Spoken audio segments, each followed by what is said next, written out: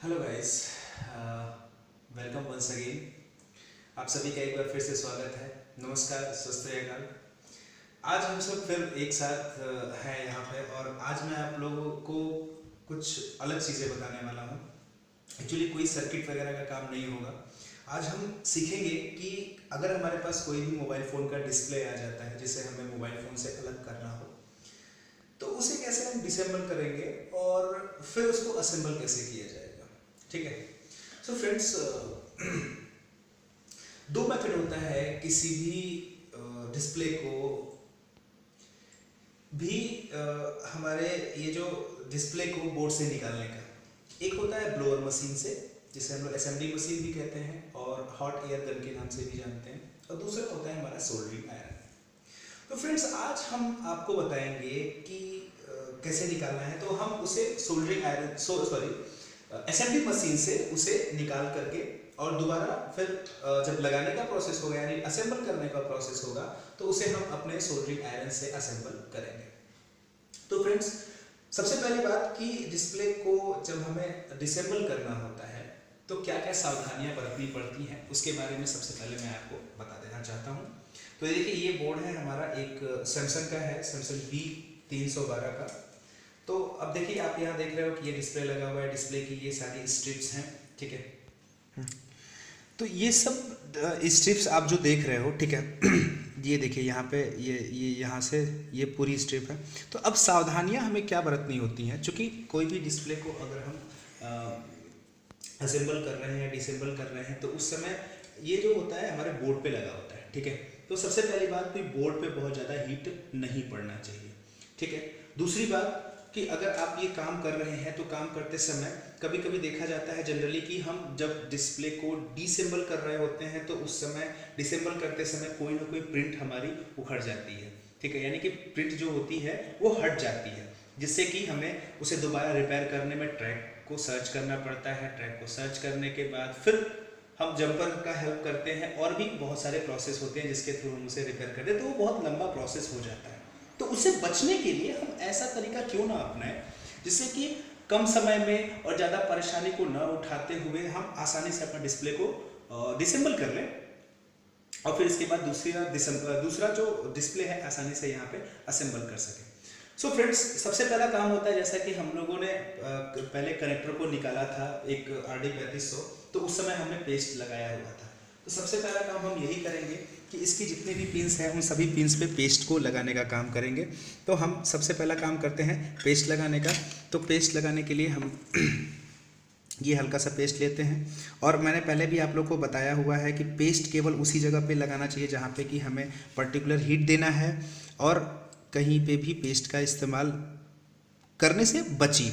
क्यों, क्या होता है कि जब हीट पड़ती है तो हीट पड़ते समय क्या होता है कि बगल बगल जहाँ पे पेस्ट लगा होता है वहाँ पे भी बोर्ड पर हमारे बबल्स आने का जो है थोड़ा सा एक चांस रहता है, जिससे कि हमारा बोर्ड जो होता है वो ख़राब हो सकता है। सो फ्रेंड्स, आराम से लगाइएगा। ठीक है, पूरा पेस्ट अच्छे से, जैसे हम लोग अपने ब्रेड पे मक्खन लगाते हैं वैसे ही इस पे पेस्ट का इस्तेमाल कर सकते हैं। हल्का लगाइए। अब देखिए, हमने जैसा कि इस पे पेस्ट लगा दिया है, लेकिन अगर मान लीजिए आप किसी भी डिस्प्ले को रिप्लेस करना चाहते हैं, क्योंकि जनरली क्या होता है कि अगर इस डिस्प्ले को हमें रिप्लेस करना हो, रिप्लेस का मतलब ये कि इस यहाँ से निकाल के कहीं दूसरी जगह लगाना हो, तो हमें क्या है कि इस डिस्प्ले की पूरी सेफ्टी चाहिए होती है। तो अब पूरी सेफ्टी हम कैसे देंगे, चूंकि हम ब्लोअर मशीन का इस्तेमाल कर रहे हैं, तो ब्लोअर मशीन का इस्तेमाल करते समय केवल हीट जो है इस जो ये प्रिंट्स है हमारी, इस प्रिंट्स पे ही नहीं पड़ेगी, बल्कि इसके बगल में जो प्लास्टिक वाला पार्ट है, ये डिस्प्ले का पार्ट जो बैक पोर्शन है पूरा प्लास्टिक होता है, तो इस पर भी हीट पड़ेगी। तो हमें क्या करना होता है कि कवर करना होता है। ठीक है, तो अब हमें क्या करना है, इस डिस्प्ले को बचाना है हमें, बिकॉज हमें इसे दूसरे बोर्ड पे रिप्लेस करना है। खैर, रिप्लेस क्या करना है, दोबारा इस बोर्ड पे लगाना ही है हमको, मैं केवल आपको दिखाने के लिए इसे कर रहा हूँ। तो हमें क्या करना होगा, इसे अच्छी तरीके से कवर करना होगा। लेकिन अगर क्या है कि हमें दूसरा डिस्प्ले मार्केट से खरीद करके इसको लगाना है, तो फिर बहुत ज़्यादा इसको कवर ओवर करने की आवश्यकता आपको है नहीं। तो फिलहाल हमें अभी इसे बचाना है, तो हम इसे कवर जरूर करेंगे। तो इसको कवर करने के लिए कुछ ऐसा आप ले लें जो कि इस हीट का प्रभाव इस प्लास्टिक वाले पार्ट पे न पड़े। तो हमारे पास एक ये कवर है जिससे कि हम इसे कवर कर सकते हैं। हमने इसे कवर कर दिया है। अब हम अपने ब्लोअर मशीन का इस्तेमाल करेंगे। तो देखिए फ्रेंड्स, मैंने अपने पिछली वीडियो में भी आप लोग को बताया था कि ब्लोअर मशीन जो इस्तेमाल हम करते हैं उसकी नॉब्स जो होती हैं वो 3 तरह की होती हैं। एक जो बहुत ही बिग होती है, ठीक है, जिसके होल्स बड़े बड़े होते हैं, एक मीडियम साइज़ की होती है, और तीसरी जो होती है वो एक बहुत ही छोटा यानी कह लीजिए स्मॉल साइज़ की होती है। तो हम यहाँ डिस्प्ले को असेंबल या डिसेंबल करने के लिए खुद भी ये पतला वाला नोजल का इस्तेमाल करेंगे और आपको भी ये सजेस्ट करेंगे दैट आप जो सबसे पतला नोजल इसका होता है उसी का इस्तेमाल करिएगा, ठीक है, बिकॉज कि हमें केवल प्रिंट पे हीट देना होता है, ना कि उसके अदर किसी पार्ट पे, ठीक है। तो हम इस पतले वाले नोजल का इस्तेमाल करेंगे। इस्तेमाल करने से पहले हम अपने हीट को यहाँ 350 डिग्री सेंटीग्रेड पे कर देंगे और अपने एयर को 3 पे कर देंगे, और फिर इसके बाद अपने ब्लोअर मशीन को ऑन कर देंगे। ब्लोअर मशीन को ऑन कर दिया है हम, ठीक है। उसे अच्छे तरीके से हम पकड़ लेंगे ग्रिप बना करके, और जैसा कि मैंने आप लोग को बताया था कि थोड़ा सा दूरी रखना पड़ता है बोर्ड से। तो अब क्या करेंगे, एक तरफ से हम यहाँ पे हीट देना स्टार्ट करेंगे। बारी बारी सभी पिंस पे आप धीरे धीरे चलाते रहिए।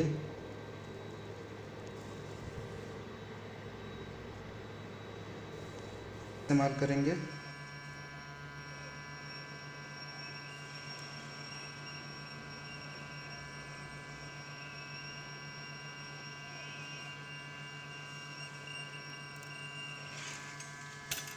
देखिए फ्रेंड्स, ये जो हमारा डिस्प्ले है वो अब अलग हो चुका है, ठीक है। तो अब हम क्या करेंगे, सबसे पहले डिस्प्ले को लेकर के यहाँ पे साइड कर देंगे, ठीक है। अब हमारा काम क्या होगा कि हम अच्छे से इसको जो है साफ़ कर लें, क्योंकि देखिए आप देख रहे होंगे ये जितनी भी पिंस हैं उस पर क्या है, थोड़ा मोड़ा एक्स्ट्रा शोल्डर बचा हुआ है। तो अब हम क्या करेंगे, इस पूरी अपनी जो स्ट्रिप है, ठीक है, जो कि हमारा जितना भी पिन है सप्लाई का, उसको क्या करेंगे, हम थोड़ा साफ़ कर लेंगे। तो साफ़ करने के लिए हम आयरन का हेल्प लेंगे, ठीक है। हल्का सा पेस्ट ले करके और इन सारी पिंस को हम क्या करेंगे, साफ़ करेंगे बारी बारी। साफ़ करते समय सावधानी रखिएगा कि बहुत ज़्यादा देर तक किसी भी पिन पे आपको आयरन को नहीं रखना है, वरना पिन बहुत ही सेंसिबल होती हैं, और पिन सेंसिबल होने के साथ ही साथ बहुत ही ज़्यादा हीट पड़ने पे क्या होता है, वो ट्रैक से उखड़ जाती हैं, ठीक है दोस्त। सो फ्रेंड्स, ये अब अच्छे से साफ़ हो चुका है, ठीक। तो अब हम क्या करेंगे, ये देखिए अब बिल्कुल साइन हो चुका है। तो ये अच्छे से पूरा का पूरा बोर्ड जो हमारा साफ़ हो चुका है। अब हम आएंगे अपने डिस्प्ले की जितनी भी स्ट्रिप होती हैं उस पर भी एक बार अपना सोल्डरिंग आयरन चला देंगे, जिससे कि अगर वहाँ पे भी कोई एक्स्ट्रा रांगा वगैरह हो या कोई पिन एक दूसरे से चिपक गई हो तो वो क्या हो जाए, क्लियर हो जाए।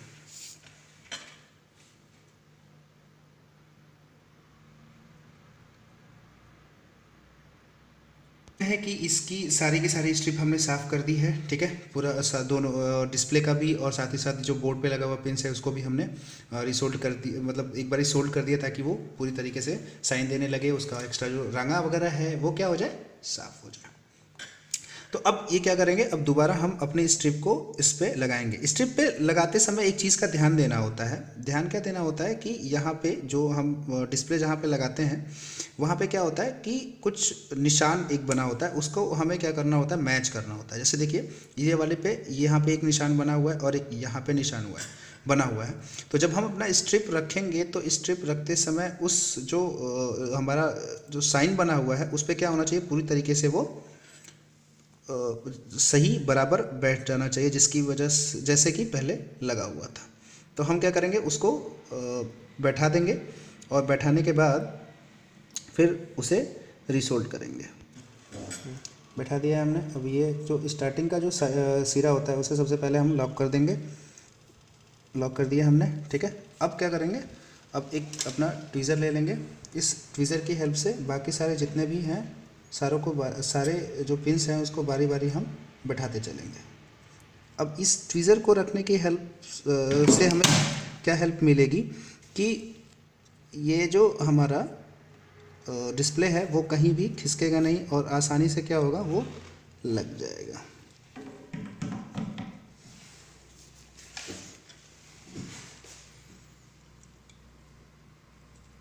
देखिए आसानी से बिल्कुल बिना किसी मेहनत के ये आसानी से क्या हुआ, यहाँ पे लग गया। सारी की सारी पिन्स इधर से लेकर के यहाँ तक सारी की सारी पिन क्या है, एक जगह लग चुकी हैं। अब हम थोड़ा सा क्या करेंगे, इसको ड्राई सोल्ड है तो इसको एक बारी थोड़ा सा सोल्डरिंग वायर लेकर के और एक बार फिर से इस पर हम चला देंगे। ये देखिए बहुत ही इजी वे में, कुछ नहीं करना, कोई मेहनत नहीं करनी, बिल्कुल भी इस पे फोर्स नहीं लगाना है। अभी देखिए आप देख सकते हो कि हमारा पूरा का पूरा जो स्ट्रिप था वो चिपक चुका है और अच्छी तरीके से हमारा डिस्प्ले बोर्ड पर लग चुका है। जैसा कि हम सभी देख रहे हैं कि अब ये जो डिस्प्ले है हमारा ये बोर्ड से कनेक्ट हो चुका है, यानी कि हमने इसे दोबारा असेंबल कर दिया है। अब हम इसे बैटरी लगा करके चेक करेंगे कि क्या ये वीडियो मतलब ये डिस्प्ले पे कोई डेटा आ रहा है या नहीं, लाइट आ रही है नहीं, कहीं ऐसा तो नहीं है कि हमने जो सोल्ड किया है इसे यानी असेंबल किया है वो गलत तो नहीं हुआ, क्योंकि भाई इंसान है, गलतियाँ तो सबसे होती हैं।